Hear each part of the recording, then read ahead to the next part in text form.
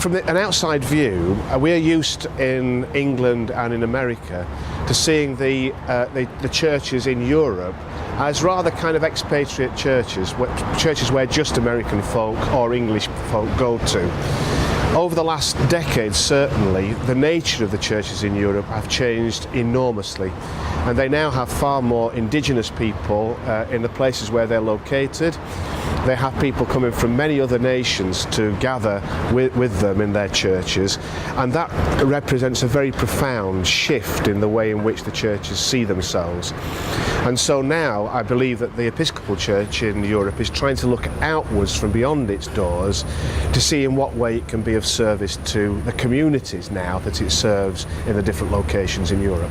The convention has already done a great deal of work, and so they've come out with resolutions on 4 distinct principles. Broadly speaking, they are about actually the growth and encouragement and affirmation of the communities themselves, the congregations themselves, of how they then go on to nurture and to form those communities, and then how they look beyond their doors to serve the people around.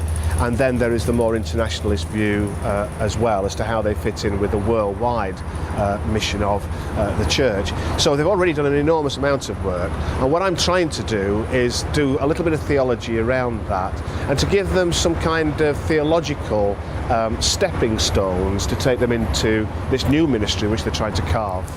I hope that what they'll do, and I think this Bishop Pierre, this is his kind of vision for this conference.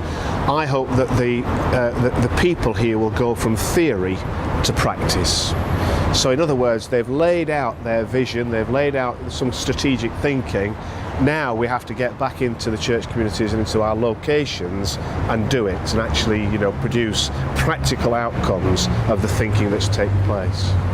So I hope that an outcome of this, that people will be once more thoroughly, happily, enthusiastically engaged with the life of their church and want to be part of it and want to see it grow and flourish.